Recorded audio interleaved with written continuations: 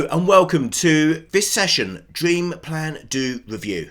I'm Carl Reeder and I've recently written Boss It, Control Your Time, Your Income and Your Life. And today I would like to share with you some of the models and principles that I explain in the book to help you get your business not only back on track but ready to flourish throughout 2021 and beyond. Now, I'll share with you a bit of an introduction about myself and why I've been asked to speak here today. But I think before I do that, it's actually really important to just call out the fact that we are all going through some challenges at the moment. Coronavirus hasn't discriminated against any kind of individual or business. It's been a very real public health and economic crisis that we are all going through as we speak. And for me, what I want to do is to arm you with some tips and tricks that you can take away and implement in your business so that you can come out of this the other side fighting. Because regardless of what anyone says, we've all had our own war stories through coronavirus. We've all been a bit battered and bruised, but we've got to this stage now, and with an understanding of how we control the situation that we're in, we will be able to come out with it having made sure that our business is set up for success. So, my journey, and I will take it up to February 2020. That's very deliberate, because not only is it the point where many of us realised that this coronavirus thing that was hearing on this news, the virus that was going on at the other side of the world was a real issue. We started to realise that actually this isn't something that's out of sight, out of mind, but we had no idea at that point, I think it's safe to say, of the impact that it would have on us all. Who would have predicted lockdowns? Who would have predicted the economic system effectively grinding to a halt? Now, February 2020 was also the point that I completed the manuscript for Boss It. It's safe to say that when I got it back for first review in June, the world was a very different place. So as I said, I'm Carl Reeder, and I fell into business by accident. In fact, as a 15 3/4-year-old, I left school with no intention of going into business. In fact, all I wanted to do was earn some money to do the stuff that teenagers do. To go out, have a bit of fun, to be able to buy stuff that my friends couldn't and so on. And the academic world simply didn't do that for me. So I did what all budding entrepreneurs do and went for a YTS in hairdressing. For those of you who aren't old enough to know what a YTS is, it was the government's apprenticeship scheme, and I earned the grand total of about 30 quid a week, and in the late 90s, that is as low as it sounds. And I'll be honest, I wasn't cut out for it. I lasted all of 6 weeks. Anyway, went back to school, muddled through my exams, and had to get a real job. Unfortunately, at that point, I still had no idea what I was going to do. And that's not unusual, is it? Let's be honest, who at 16 knows what they're going to do? But I went to the job pages, I scanned through in the newspapers, looked for jobs, ended up having 3 interviews, 2 accountancy firms and 1 in the army. I was apparently underweight for the army, so ended up falling into accountancy, but not knowing what an accountant was, what they do, how they do it and so on. I didn't even know what a set of accounts or a tax return was. Hey, I was a 16-year-old kid.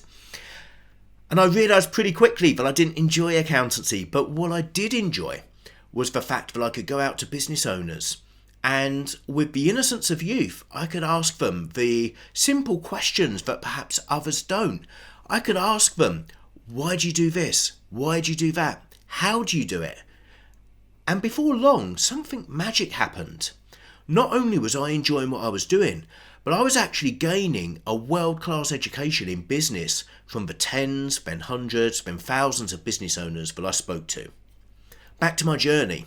2007 bought out the business that I was in. At that point, it was ticking along, but it was a fairly small business. And in total in my journey in that business, we scaled it up from a team of 8 up to a team of 60. It's now a multi-million turnover, blah, blah, blah. We've done all of the bits that you would expect to do within that business.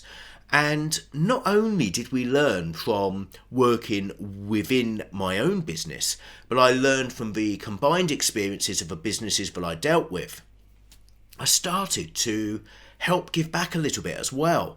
As I stepped away from the operations of my business, which was a process starting in 2009, accelerated in 2012, accelerated again in 2017, I started to give back, and I started to write some content. I started to talk on the radio, write articles in the news, appear on TV and so on, helping people understand that business isn't complicated.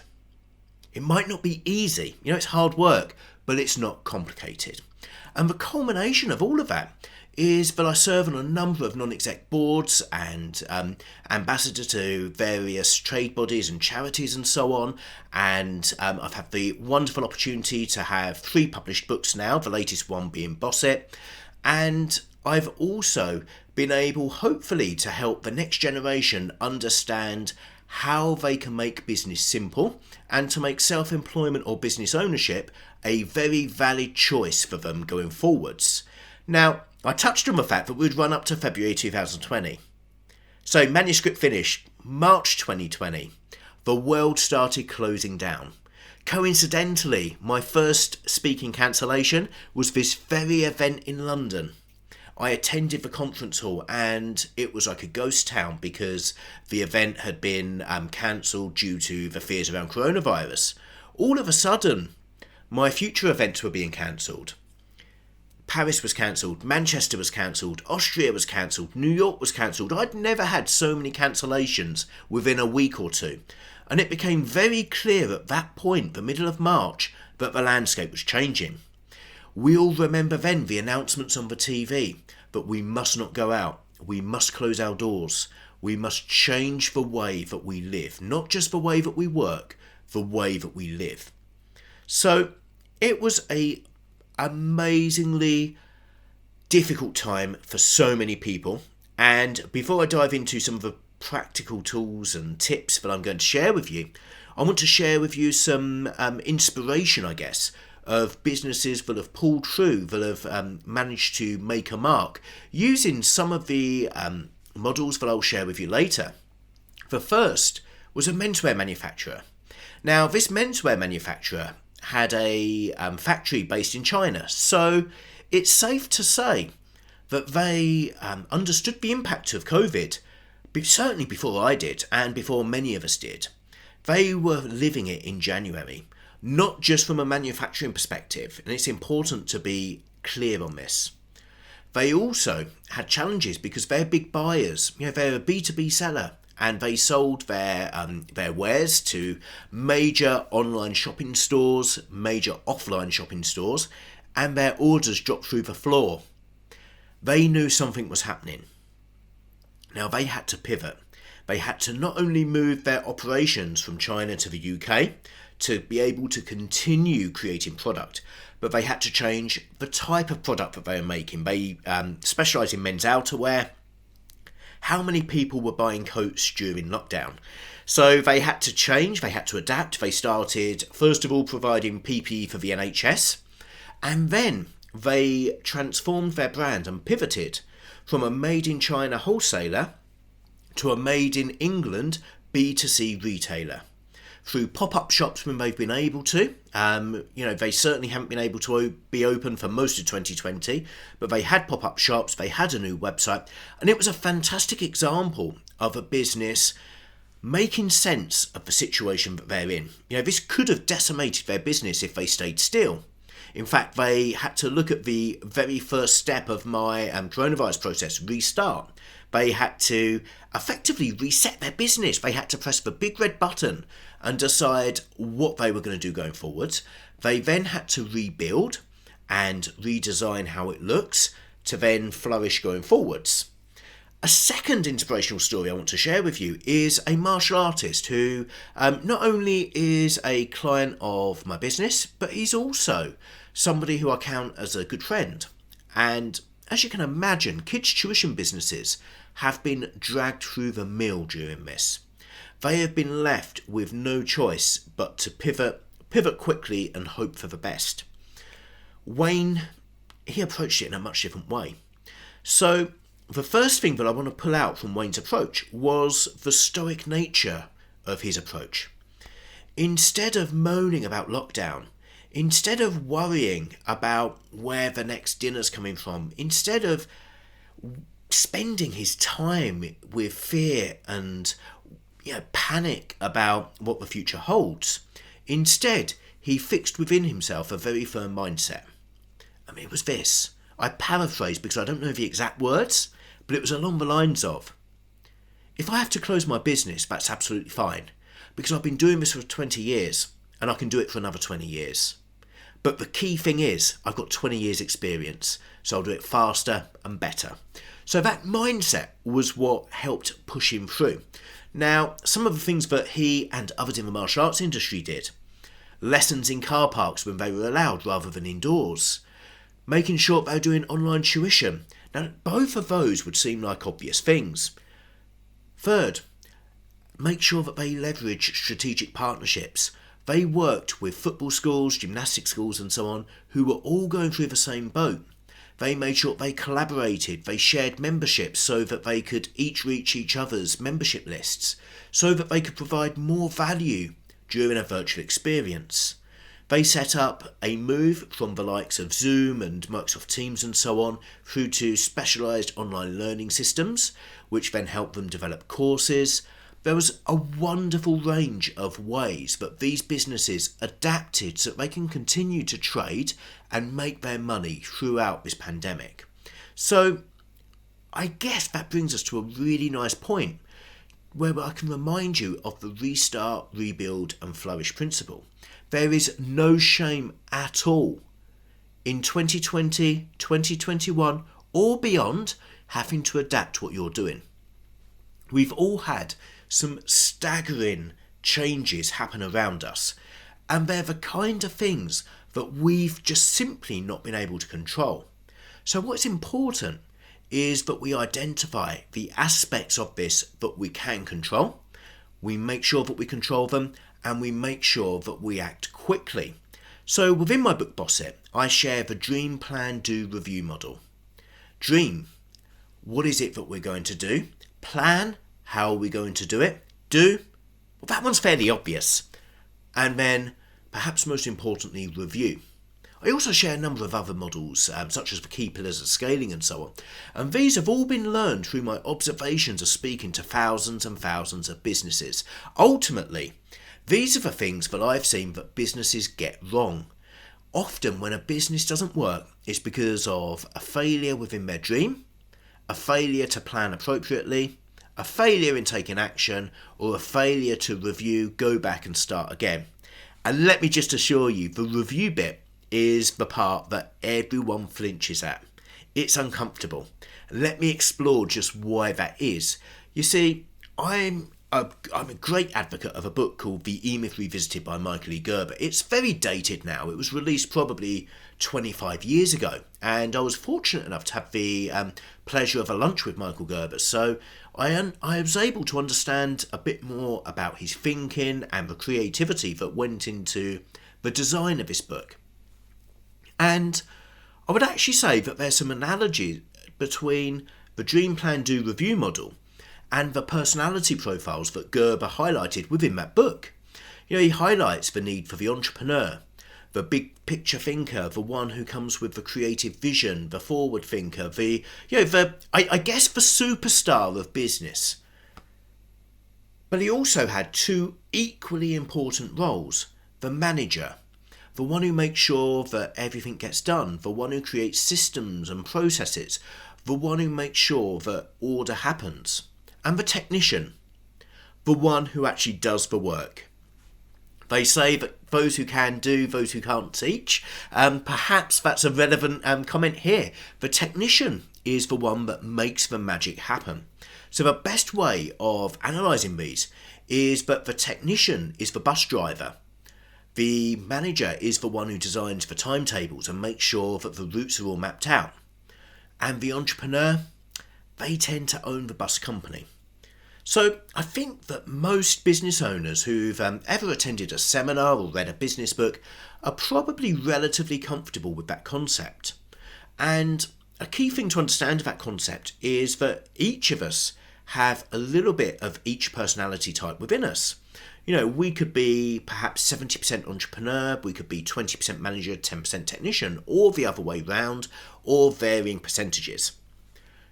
The trouble that we have and the challenge with that kind of allocation, and the reason why the review stage of my dream plan do review process is difficult, is because the dreaming is done by the entrepreneur, the planning is done by the manager, the doing is done by the technician, but the reviewing holds us accountable to each part of our personality, the bits that we're more comfortable with and the bits that we're less comfortable with. So, let me dive into, I guess, the nuts and bolts of this, the practical section, which is also a good part of my book.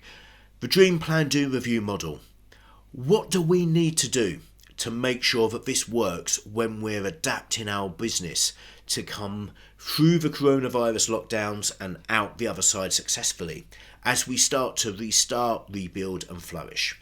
First of all, with the dream, we need to make sure that our dream is compelling and motivating, but we also need to make sure that it's not so abstract that it's demotivating. This is one of the very real challenges that I see within businesses, is that if they are particularly entrepreneurial, business owners have a dream of becoming the new Facebook or perhaps changing the world in some way. It might be a vegan revolution or a reduction in plastics or these wonderful initiatives. And with that, when there's a wonderful initiative and a wonderful dream, tends to be wonderful goals. But if that goal is too abstract and just too overwhelming in the early days, it can become very easy to have a disconnect between that goal and the practicalities of running a business, the stuff that we all find difficult, rolling up our sleeves and getting on with it. So we need to make sure that the dream isn't too abstract and out there. Nike, as a great example, their current dream is quite appropriate for them. It's that they want to make sure that they kit out every athlete in the world. And by athlete, they define that as anybody with a body. Now, if you were starting out a sportswear brand, trying to make sure that your t-shirts and shorts and trainers and so on were going to be worn by every single human with a body, that is a horrifically off-putting dream in the early days, because most of us aren't wired like that. That just seems too far away. And actually, what we need is something that's a little bit more achievable. Funnily enough, Nike did have an original dream that was based around their target of beating their competitors. It's all in the wonderful book Shoe Dog by Phil Knight. If you want to read a book that's an amazing hybrid of storytelling and inspiration, I would highly recommend it. So we know that the dream needs to be slightly less than being the next unicorn and making millions and billions and trillions. But we also need to make sure that the dream is motivating enough, and it's a very fine balance, because if we under-target where we're going, we will find that whilst the motivation might be there in the early days, it's very difficult to then maintain that momentum. It's very difficult to, I guess as they say, play football on a rainy Sunday in Stoke. Unfortunately, when it comes to growing a business, our perception of what's achievable and what's aspirational changes. And if you are aspiring to, let's say, open a cake shop, and you highlight the town that you want to open it in, you highlight the types of cakes that you want to sell, you've already mapped out how it looks, and it's a great dream to have. Here's the problem. What comes next once you achieve it? 6 months in, you've designed your recipes, you've raised your funds, you've created your business plan, done all the stuff that the experts tell you that you need to do. You've opened the shop, you've got the keys, great, and no customers come in. You need to start opening longer hours, you need to start going door to door, putting leaflets through doors, knocking on doors, begging people to buy your cakes. Does the dream seem quite so attractive now? So we need to make sure that the dream is somewhere between those two. Somewhere between being a $1 billion valuation unicorn that sells cakes and a single high street store. So we need to create that compelling dream that's achievable, relatively realistic, but not demotivational or achieved too easily. We also need to ensure that that dream is aligned with our personal self. You see, one of the other challenges that I've seen with business owners, and this is perhaps more relevant with new business owners than those who've had some war wounds, is that their business dreams and their personal dreams are totally misaligned. They might dream of having, let's say, a £20 million turnover business that's creating, £1 million profit, and it's working seamlessly, and they're going to retire and they're going to have their feet up on a beach and live in the laptop, Instagram lifestyle, private jets and champagne and all of this stuff. What's the problem there? The personal side of that dream involves no graft whatsoever, no hard work, hiding away in the sunshine and hoping that some magic pill does it for them. It won't. I hate to break it to you, but it won't. On the flip side, what does the business dream of 20 million turnover and £1 million profit and all of this stuff, well, what does that entail? That entails a lot of hard work. That entails going through the pains of being a business owner, having the best thing in your day being the fact that you can choose which 18 hours per day that you work. That being that instead of working for somebody who you find offensive or whatever, you end up working for a maniac who can't stop. Those two plans, those two goals are clearly incongruent. One of them's going over here, one of them's going over there.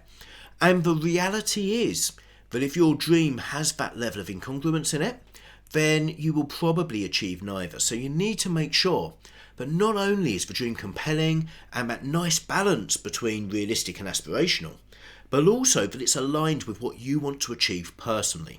And just finally, one other point that I want to raise on that.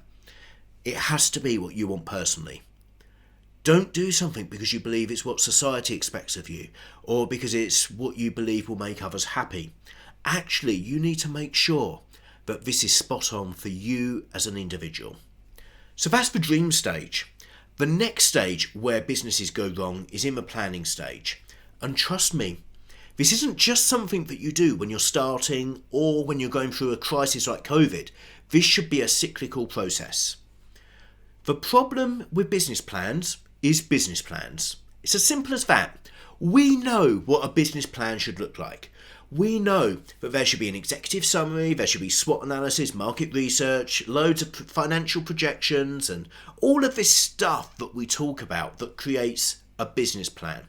The problem that we have is that that business plan is entirely theoretical. And with a theoretical business plan, the challenge that you have is that it doesn't become a working document within your business.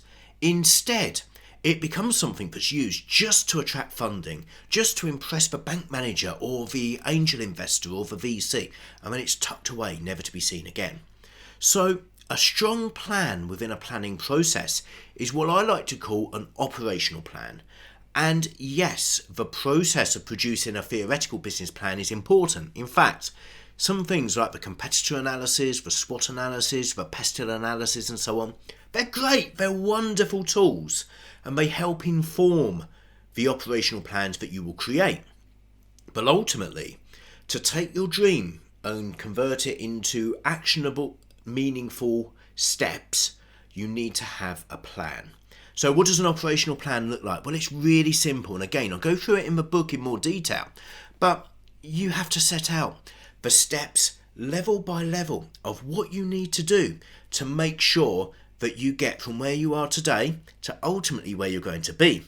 So let's take an example business. Let's say that you are setting up a virtual assistant business. That's been a very hot trend recently. Individuals looking to start a business to advise others. What would you do? Well, your first steps might be to create a brand, a bit of a brand presence, a website and so on. So that could be step number one in your plan. It's very important within your plan that you have deadlines, accountabilities, is it you or somebody else, and also to understand any contingencies within your plan. What do you need to do? What are you relying on so that something else can happen? Because there's no point, for example, diving in and creating a social media presence before you've got your template website done. Now, there's a whole host of other planning issues that I see. So I would like to share with you, if you give me permission, just a few issues that I've seen crop up in the planning process when businesses create their operational plans either to start or to adapt through a crisis. The first one is that it's very easy to become a spreadsheet millionaire. It's very easy when you're creating projections and trying to understand the nuts and bolts behind the business and whether it works, to just press a golden button on your keyboard. Everyone knows what this golden button is. It's a button 0. And you can very easily add a few noughts at the end of any number you like, and it will make you a millionaire. It will make you a trillionaire if you click it hard enough. So you need to make sure that you approach planning from an objective, reasonable perspective. And it's very important as well that if you're thinking of pivoting and adapting the products that you sell, or perhaps coming up with a new product or a new service line, that you undertake proper market research as part of the planning process. So what does market research consist of? Very simply, it doesn't consist of speaking to family and friends who will say, yeah, that's a great idea, I'd buy that. The reality for you as a business owner is that a sale is only a sale when there's pounds in the bank. The other issue that I see with, I guess, the hybrid between the planning and the next step, which is action, so the doing part of Dream Plan Do Review, is that there's a tendency for us as humans to indulge in what I like to call creative avoidance. So this is probably the part that holds up most businesses, and I'm sure that some of you will relate to just part of this. What I tend to find is that business owners enjoy the dreaming stage because it's motivating. It really develops the creative juices, doesn't it? It makes us think of new stuff, what we want to do. Certainly I know for myself that when I would go through my dreaming sessions, which were actually fairly regular, I would do it possibly bi-monthly, quarterly, rather than annually or when I do my business plan. When I do my dreaming, I like to indulge in what the French call the art of la flânerie, which is to wander around aimlessly. I would then stop, have a steak and chips and a bottle of red, and after one glass of red, people watching but not being distracted because I don't know the language, I don't know their accents. It allows me to get into a headspace to start dreaming. So that stuff is really enjoyable, and there's some good food that goes with it as well. The planning is an opportunity for creative avoidance because we have a tendency for wanting our plans to be entirely accurate, to map out exactly how it's going to go. Let me share with you a secret that no accountant will ever share with you, that no business owner or bank manager will ever share with you, but they all know it deep down, and that is that projections are made to be broken. I have never seen a detailed projection, and when I say detailed, I mean detailed enough to be fit for purpose for getting a £20,000 loan or ticking a box. I've never seen a set of projections that are penny perfect. And logic tells us that absolutely should be the case. Nobody should have accurate projections because there are too many unknowns. And coronavirus has taught us that there's some massive unknowns that wouldn't even be unknowns that we know that we don't know about, but can be complete curveballs that are outside of our control. So if you try to over-perfect your plans, your operational plans, your theoretical plans and your projections, let me assure you that you will probably be allowing the perfect to get in the way of the good. So you need to make sure that you don't spend time obsessive over planning, and also that you don't spend time obsessing over things like designing the perfect logo yourself and procrastinating on social media. And I know I'm a sucker for social media, but it is a wonderful way to avoid the stuff that needs to be done. Why do we as business owners, self-employed people, entrepreneurs tend to avoid the action stage? I believe one of the key reasons is the fear of rejection, because whilst we might do market research and market validation and try to understand our product market fit and all of this stuff within the planning process, The reality is that the market is the true judge. And when we start trying to sell what we're doing, when we try to go out there, create some income, make some sales, pay the bills, that's when we get caught out. That's when people say no. And that's the tricky thing that some business owners struggle to get on with. So I'm a huge believer of taking action. I'm a huge believer of even just making a small step in the right direction. And sometimes, but not all, I'm actually a believer in the concept of ready, fire, aim. Sometimes you just need to go ahead, do what you're going to do in a very limited and measured way, but to test it, see what happens, and then adapt accordingly. Which brings us really nicely on to the review stage, the all-important review. And I touched on earlier the fact that reviewing is really uncomfortable. It's really difficult for most entrepreneurs because whether you are an entrepreneur, a manager, or a technician at heart, the review process is going to highlight what you've got wrong.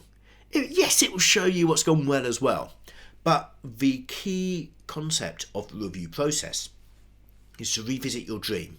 Was it compelling enough? Was it motivating enough? Does it need adapting? Do you need to change it in any way? Revisiting the plan. How did your operational plan go? How was the process? Is there a better method of planning? Is there a better way of doing things? Do you need to widen your path or widen your team or think of different ways of approaching this? Action. This is a toughie. Did you do what you said you would do? Because if you didn't, you failed. And if you did and it hasn't worked, you failed to plan. And then adapt, go back and start again.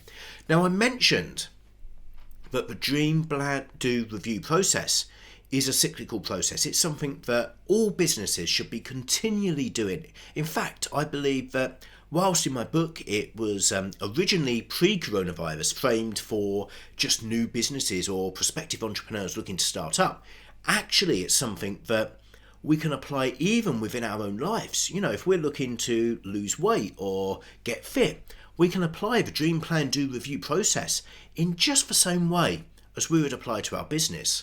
And it's something that we need to do continually, because if we were to apply this to losing weight, we're not becoming reborn, are we? We're just improving, adapting and evolving as we grow.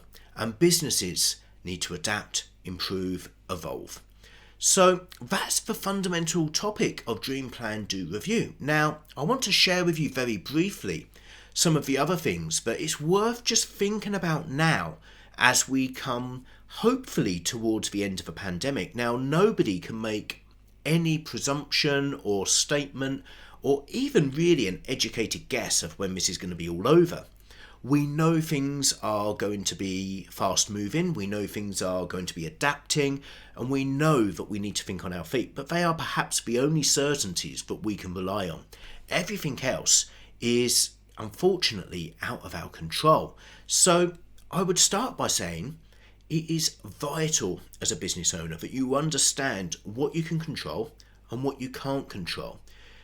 I like to think of it like a football match. And you know, I'm a football guy myself, so it's a really easy analogy for me to share. It's one that, you know, I was dreadful at football as well, which is why I ended up taking over a football club, I guess. But when you think of football, and we think about how teams perform on the pitch, all they can do is control the stuff that's done by the team with their shirt colours on. They can't control how big the goal is. They can't control where the lines are painted. They can't control if the referee is going to be really unfair to them. They can't control if the fans are going to be upset or perhaps jubilant. They can't control that stuff. All they can control is how they perform, which ultimately will have knock-on impacts both to the sentiment of the players, the confidence levels, etc. And at the end of the day, how many goals they score and how many goals the other team scores. So we need to focus on controlling what we can control and being aware of and mindful of the stuff that's outside, but not being consumed by it. Now, I explore within my book as part of the practical sections, it is a combination of checklists and cheerleading, I will warn you. So some motivational, but some of it, you've got to get down to business. And in the checklist practical stuff, we talk about the SWOT analysis, which is strengths and weaknesses, but then opportunities and threats. The strengths and weaknesses at the top of the matrix are the bits that you can control. What are you good at? And then double down on them. What are you bad at? And then patch them up. But the stuff that you can't control, the opportunities and the threats, are the bits that you need to be aware of but not consumed by. You need to make sure that you're mindful of the threats that are outside there, but you're not obsessing over watching Sky News 24/7 about all of the bad things that could potentially happen. Instead, focus on what you can control. Secondly, I'd like to share with you a little bit about my scaling model, which is the 4 pillars of scaling. Now, I won't go into it in anywhere near as much detail as the Dream Plan Do review. But what I've observed both in my own business and the process of scaling it to a point where I've been able to step away from the business to a non-executive chair, what I've noticed is that there are 4 pillars of any business that help ensure that they can scale successfully. The first is the financial pillar. How are you going to fund your growth? Are you going to be looking at debt finance, asset finance? Are you going to be looking at any kind of strange schemes and so on? How are you going to make sure that you've got the capital base to make sure that your business is funded for growth? Secondly, what's your growth model going to be? Are you going to be looking at organic growth and continuing what you've done? Or are you going to look at acquisitions? Are you going to look at licensing, franchising, distributorships, all of this stuff? Different models of growing your business. The next one is your management model. How are you going to structure your business so that the management within the business is not left to chance? Often as we grow our business up to about 20 to 30 staff, management is left by chance, isn't it? I certainly admit that. And for us, if I look at my core business, D&T, our management was those who had been sat around the longest, and that's no way to choose an effective manager. So you need to have a process and a system to identify, nurture, train and develop the management team. And then finally, the leadership model. How is the business led? Now, this could be both from a second tier of management, which, by the way, is the proof that a business is scalable. It's not about having a management team, but it's about having 2 tiers of management. That's the acid test of when things are going great or at all. But also the leadership from the founder, the owner, the entrepreneur themselves, even when they step away.